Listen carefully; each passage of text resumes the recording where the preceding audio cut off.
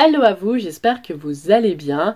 Ou si je voulais vraiment vous plonger dans l'ambiance, je devrais plutôt vous accueillir avec un Buenos dias muchachos, avec un accent bien nul. En tout cas, j'espère que vous êtes prêts pour cette nouvelle histoire de l'ombre, dans laquelle nous allons aller nous plonger dans le folklore mexicain, puisque je vais vous raconter 3 légendes qui sont issues de cette culture. Vous allez le constater, c'est un univers qui est très riche, assez spécifique, et qui comporte son lot de créatures, ma foi, plutôt mystérieuses, voire angoissantes, à l'image des 3 que je vais vous présenter dans cette vidéo: la mano peluda, la main poilue, le chupacabra, le suceur de chèvre, et enfin El Charro Negro, le cavalier noir.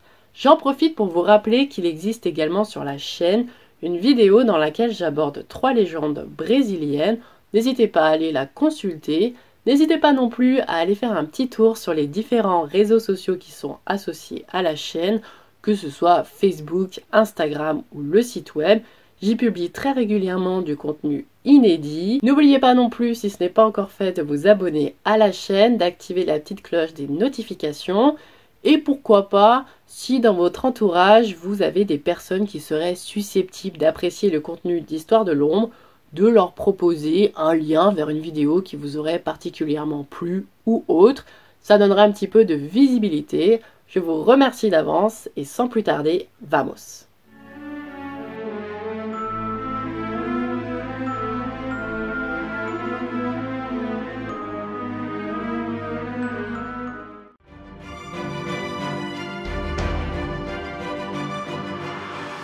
La légende de la mano peluda, ou en français la main poilue, la main velue, est l'une des légendes les plus populaires d'Amérique latine. Elle est très présente dans les foyers mexicains puisque les parents l'utilisent comme un moyen de pression pour se faire obéir de leurs enfants et s'assurer qu'ils n'iront pas se coucher trop tard le soir ou qu'ils n'iront pas se lever toutes les 5 minutes la nuit parce qu'ils auraient notamment refusé de passer au petit coin avant d'aller se coucher. Pour bien vous représenter l'ambiance qu'il peut régner quand un parent mexicain parle ou plutôt menace son enfant de la mano peluda, dites-vous qu'il tient en gros ce type de discours. Gare à toi, mon petit, ma petite, si tu m'as menti et que tu n'es pas passé aux toilettes avant de t'endormir. Tu ferais mieux de prier pour que la nuit passe vite, mais alors très vite, car si tu devais sortir de ton lit pour te soulager, jamais plus tu ne retrouverais le confort de tes draps douillets. On est d'accord pour dire que par rapport à d'autres familles qui ont plus l'habitude de lire des contes de fées modernes avec des princesses, des animaux tout mignons, quand on parle de la mano peluda à son enfant tous les soirs avant qu'il s'endorme, ça peut peut-être laisser un léger traumatisme à l'âge adulte. Maintenant, supposons qu'un enfant désobéisse à ses parents et que malgré tous les risques, il sorte de son lit la nuit. Il y a alors 2 possibilités. Soit, sitôt qu'il a posé le pied au sol, la mano peluda qui se terrait dans l'ombre va surgir, l'agripper par la cheville et l'entraîner avec elle dans un endroit dont il ne reviendra jamais, puisque l'on dit que les enfants désobéissants sont condamnés à errer pour l'éternité dans les limbes. Seconde option, notre petit rebelle a de la chance, il parvient à échapper à la poigne de la main poilue et il va alors devoir courir se réfugier dans un endroit sûr et surtout soigner au plus vite toutes les plaies, toutes les blessures laissées par la mano peluda sous peine de mourir dans les jours suivants. Dans tous les cas, il restera marqué à jamais par l'empreinte de la mano peluda. Mais cette terrible mano peluda, cette main poilue, d'où vient-elle ? Le récit le plus populaire sur les origines de la main velue nous vient du Mexique du début du XXe siècle, plus précisément dans la ville de Puebla. Nous sommes à une époque où le prêt sur gage est en vogue et c'est pour ça que dans la ville, il y a énormément de montepios, ces petites échoppes dans lesquelles, en échange d'un gage et de taux d'intérêt très élevés, on vous prête de l'argent. Il se dit alors que l'usurier, le prêteur sur gage le plus célèbre de Puebla, est un certain Señor Villa. Surnommé Horta, Señor Villa est décrit comme un petit homme corpulent qui n'a pas un cheveu sur la tête mais qui est très poilu sur le reste du corps, et il est également présenté comme un homme aimant étaler sa richesse et c'est pour ça qu'à chacun de ses doigts, il porte une grosse bague en or sertie de pierres précieuses. Comme à peu près tout le monde à Puebla déteste Señor Villa, il est d'usage d'entendre les gens qui passent à proximité de son commerce murmurer « Que Dieu vous sèche la main ». Il faut dire qu'Horta ne fait absolument rien pour améliorer sa réputation. Il est cupide, il est arrogant, il est méprisant, il se fait de l'argent sur le dos des plus pauvres et alors qu'il est à la tête d'une immense fortune, il ne lève jamais le petit doigt pour aider son prochain. À la mort de Señor Villa, c'est comme si Dieu avait écouté les prières des habitants de Puebla, puisque l'une des mains d'Horta va complètement se dessécher et se recouvrir d'épais poils noirs. Quant aux bagues qui en ornent les doigts, elles s'enfoncent dans la chair et deviennent toutes rouges. C'est dans un journal d'époque, El Duende, que l'on peut lire le témoignage surréaliste d'un fossoyeur. Celui-ci affirme avoir vu dans la nuit une main couverte de bagues luxueuses s'extraire de la tombe encore fraîche de Señor Villa. Cette main, qui se déplaçait comme une tarentule et semblait entourée d'une aura maléfique, aurait escaladé le mur du cimetière et disparu pendant plusieurs heures. Le fossoyeur dit ensuite qu'il a vu la main repasser par le mur du cimetière et qu'elle est allée tranquillement reprendre sa place auprès de son propriétaire, Señor Villa. Bien sûr, ce récit n'aurait jamais été pris au sérieux si, le lendemain matin, on n'avait pas découvert à Puebla plusieurs personnes mortes, les yeux arrachés et la gorge marquée de marques de strangulation. Cette nuit-là, la légende de la Mano Peluda venait de naître. Depuis, toutes les nuits, vers 23h, la Mano Peluda reproduit son macabre scénario comme si elle cherchait à se venger de toutes les médisances reçues par son propriétaire de son vivant. Aussi, gare à vous si vous visitez un pays latin, en particulier le Mexique, n'entrez jamais dans des lieux sombres et abandonnés après 23h, sous peine d'être la prochaine victime de la main poilue. Pour l'anecdote, sachez qu'il existe au Mexique une émission de radio très populaire qui s'appelle la Mano Peluda. On y parle d'histoires terrifiantes, d'histoires mystérieuses. Donc si vous avez la chance de parler espagnol, je vous invite à aller écouter un épisode. Et également, si vous êtes intéressé par cette légende vue dans d'autres pays, par exemple, il y a une légende colombienne sur la Mano Peluda qui est aussi très célèbre. Je vous ai mis plusieurs liens vers des articles ou des vidéos dans la barre de description, donc n'hésitez pas à aller les consulter.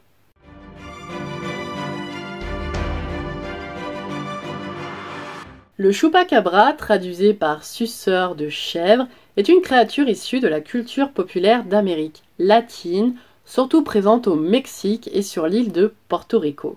Comme vous l'aurez sans doute deviné, il s'agit d'une bête qui se nourrit essentiellement de bétail, d'animaux de ferme et en particulier de chèvres et de vaches. Commençons par le commencement, c'est-à-dire comment peut-on reconnaître un chupacabra. En général, on admet les éléments suivants. Il s'agit d'une créature dotée de 2 yeux rouges, de 2 trous pour les narines, d'une bouche ornée de crocs saillants et dépourvue de poils.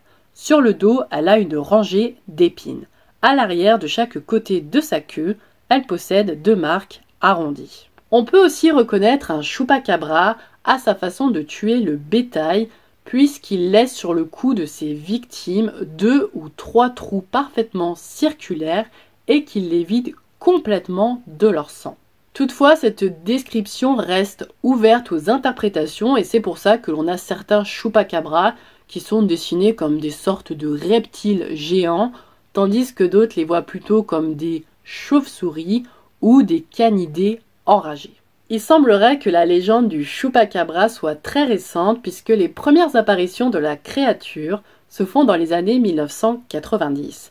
C'est à Porto Rico, plus précisément à Canovanas, qu'à partir de mars 1995, de premiers articles inquiétants vont être publiés dans la presse.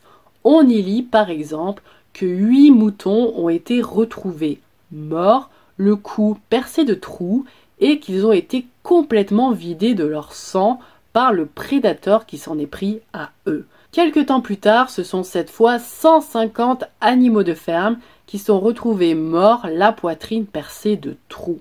Le phénomène va très vite prendre de l'ampleur et se répandre au-delà des frontières de Porto Rico, et c'est ainsi qu'on va retrouver traces du même type d'attaque aussi bien au Salvador qu'au Chili, qu'au Pérou, qu'en Argentine, qu'au Brésil, qu'aux États-Unis et surtout au Mexique. Bien entendu, depuis 1995, de nombreuses hypothèses ont été avancées pour tenter d'établir la vérité sur le chupacabra. C'est ainsi que certains le rapprochent de la créature d'Elmendorf, un animal non identifié découvert au Texas et qui ressemble quand même pas mal à un canidé qui serait atteint de la gale. D'autres, eux, pensent que le chupacabra n'est qu'une légende urbaine basée sur de faux clichés, c'est-à-dire sur des photos truquées, comme celle prise au Brésil en 1997, et de faux témoignages.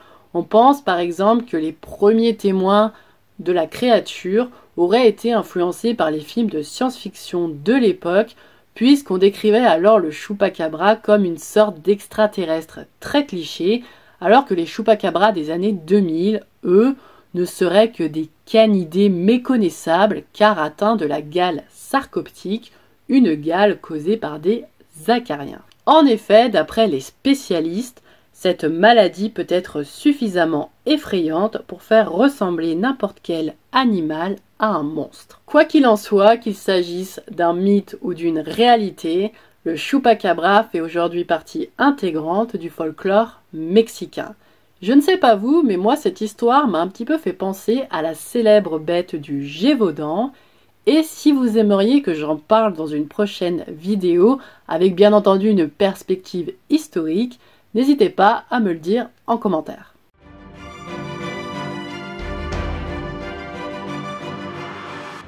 Imaginez, vous êtes au Mexique. Il fait nuit, mais comme il ne fait pas trop froid, vous décidez d'aller vous promener dans la campagne alentour. Vous êtes heureux, en train d'admirer les jolis paysages au clair de lune, quand soudain, un immense cheval se matérialise devant vous. Il est d'un noir de jais, et sur son dos est juché un homme tout aussi imposant. Élégant, l'homme est habillé d'un costume noir fait d'une chemise, d'une veste courte, d'un pantalon serré et d'un chapeau à large bord. Il s'appelle El Charro Negro, le cavalier noir. Avouez-le, je vous ai mis dans l'ambiance, mais avant de vous en dire un petit peu plus sur notre cher cavalier noir, il faut que je fasse un petit point historique pour vous expliquer les origines et les attributs notamment vestimentaires du Charro Negro. Tout commence durant la colonisation espagnole dans le centre du Mexique. Le cheval est alors un élément de distinction sociale et ne chevauche que ceux qui disposent d'un statut politique ou économique conséquent, à savoir les descendants des colons espagnols et à partir du milieu du XVIe siècle, quelques Amérindiens triés sur le volet. L'indépendance acquise, le Mexique va décider de conserver cette tradition hippique et nommer les spécialistes du dressage et de la monte des chevaux charros. Élégants, les charros se reconnaissent surtout à leur costume qui est formel et qui fait l'objet d'une étiquette très stricte. Je ne vais pas rentrer dans le détail de la fabrication de chaque vêtement qui compose leur costume puisque ce n'est absolument pas le propos de la vidéo, simplement quelques exemples. Le costume du Charro Negro, du cavalier noir, il s'appelle Gran Gala, il est entièrement fait de noir, mais théoriquement il ne doit être porté qu'à l'occasion de mariage ou de funérailles. Le sombrero, donc ce chapeau à large bord, lui, il fait l'objet d'une fabrication très rigoureuse et il faut absolument la respecter étape par étape puisque ce chapeau n'est pas là que pour faire joli, il protège de certains mauvais sorts et surtout il protège votre tête en cas de chute. Bref, je n'épilogue pas davantage sur l'histoire des charros mexicains, mais essayez quand même de retenir les éléments suivants. Les charros sont des cavaliers habiles et expérimentés, à l'origine issus de milieux aristocratiques et en position dominante dans les zones rurales, notamment du centre du Mexique, même si peu à peu, la pratique s'est démocratisée et ouverte aux femmes. Ils sont reconnaissables entre mille grâce à leurs costumes et ils sont ultra présents dans la culture mexicaine. On peut même dire qu'ils y sont glorifiés puisqu'ils sont associés à des actes héroïques, notamment durant la lutte pour l'indépendance au début du XIXe siècle ou contre les forces françaises dans les années 1860. Revenons-en à notre cher cavalier noir. Désolé pour vous, mais vous êtes toujours tout seul en plein milieu de la campagne mexicaine et vous faites toujours face à cet immense cheval d'un noir d'ébène sur lequel est juché un cavalier tout aussi impressionnant. Malgré la nuit environnante, vous arrivez à remarquer quelques détails qui vous avaient échappé. Par exemple, le costume de l'homme que vous pensiez entièrement noir est décoré de délicates finitions en or et en argent. Puisque vous êtes un brin courageuse, vous décidez de regarder le cavalier droit dans les yeux et là vous y lisez comme une lueur de sadisme, comme si El Charro Negro se délectait de la situation, comme si vous représentiez la proie idéale, puisqu'assez bête pour être sorti non accompagné, et puisque vous êtes pétrifié de peur, il se peut bien que vous preniez de très mauvaises décisions.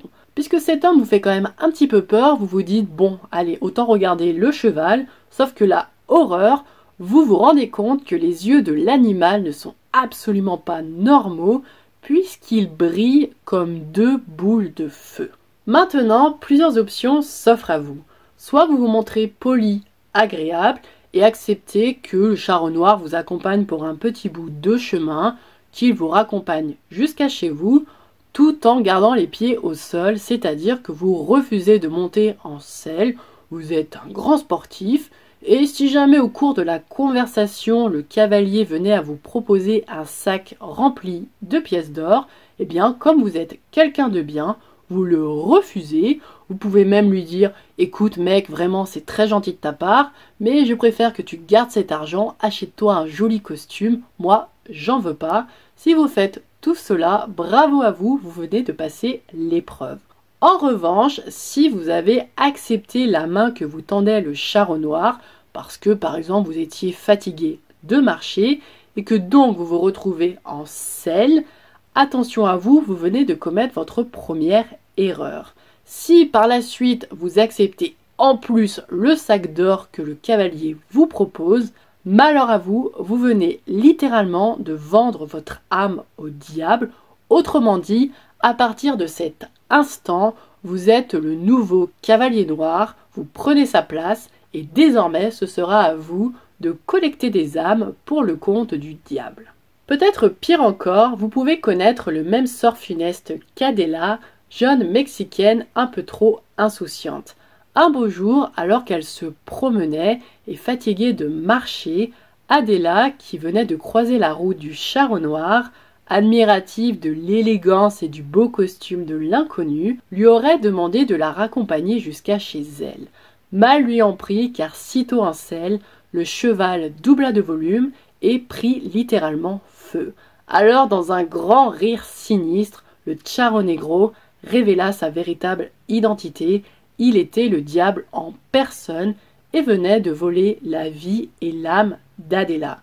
On raconte que les habitants du coin, alertés par les cris d'horreur de la jeune femme, seraient sortis dans la rue, mais comme il était déjà trop tard, ils ne purent rien faire d'autre si ce n'est assister à l'embrasement d'Adela et de la voir être emportée en enfer par le diable. Je vous avais prévenu, les légendes au Mexique sont assez hardcore. Vous l'aurez deviné, pour beaucoup de Mexicains et de Mexicaines, le charreau noir c'est tout simplement un affilié du diable ou le démon en personne. L'un des récits les plus courants fait du charreau noir le spectre d'un homme qui, de son vivant, aurait passé un pacte avec le diable pour échapper à la pauvreté. Sauf que, dévoré par l'ambition et la cupidité, l'homme aurait finalement mené une vie malheureuse, comprenant que tous ceux qui l'entouraient ne l'aimaient que pour son argent. Puis, proche de la mort, le diable se serait rappelé à lui et, terrifié, l'homme aurait tenté de trouver des stratagèmes pour retarder l'échéance. Il aurait notamment fait construire une chapelle dans sa demeure et fait recouvrir tous les murs de sa ferme de crucifix. Donc le stratagème fonctionne, mais au bout d'un certain temps, l'homme est un peu lassé de devoir finir sa vie comme un lapin terré au fond de son terrier, et donc, une nuit, il décide d'emporter avec lui un sac de pièces d'or, monte sur un cheval et s'enfuit dans le lointain. Sauf que le diable est loin d'être bête, il a compris la manœuvre et il va donc apparaître devant le cavalier et lui dire les mots suivants. J'allais attendre que tu meures pour recouvrer la dette que tu me dois, mais puisque tu te caches lâchement, je vais te prendre maintenant. Dans un ultime sursaut, le cheval aurait tenté de frapper le diable, mais il était déjà trop tard, son maître venait de devenir squelette et il ne portait plus sur lui que son costume de charreau. À ce moment-là, le diable aurait ajouté « Je vois que ta bête t'est fidèle, c'est pourquoi elle doit être maudite comme toi et condamnée à t'accompagner dans ton voyage aux enfers. Bien que, de temps en temps, je veuille que vous fassiez quelque chose pour moi. Recouvrez mes débiteurs. Si vous faites bien votre travail, je laisserai l'homme qui accepte ce sac de pièces d'or que vous portez prendre votre place. » C'est ainsi que depuis, le cavalier noir hante les campagnes mexicaines, collectant les âmes endettées pour le compte du diable et espérant qu'un jour un malheureux accepte le sac de pièces d'or afin que lui et son cheval soient libérés de leur fardeau et qu'ils puissent enfin reposer en paix.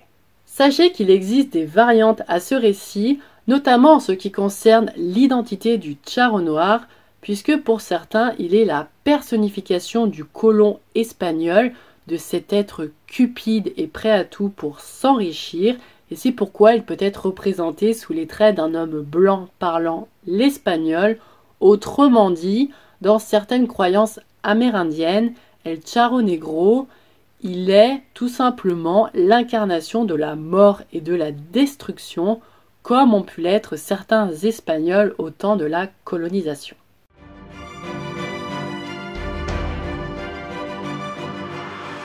Voilà, j'espère que cette nouvelle histoire de l'ombre vous aura plu et intéressé. Si c'est le cas, pensez au petit pouce en l'air, ça fait toujours très plaisir. Également, n'hésitez pas à me rejoindre sur les différents réseaux sociaux de la chaîne, Instagram, Facebook, le site web. N'oubliez pas de vous abonner, d'activer la petite cloche des notifications et de parler de la chaîne autour de vous. Merci d'avance. Quant à l'espace commentaire, dites-moi ce que vous avez pensé de ces légendes. Laquelle est votre préférée? Pourquoi? Est-ce que vous seriez chaud pour un épisode 2? Sachant que si la mythologie est un sujet qui vous plaît, j'ai une liste aussi longue, voire plus longue que mon bras de sujets potentiels. Donc n'hésitez pas à m'en faire part dans les commentaires et je me permettrai de sortir plus de vidéos sur ce thème. En attendant, j'espère que tout ira pour le mieux pour vous. On se revoit dans une prochaine histoire de l'ombre. Ciao!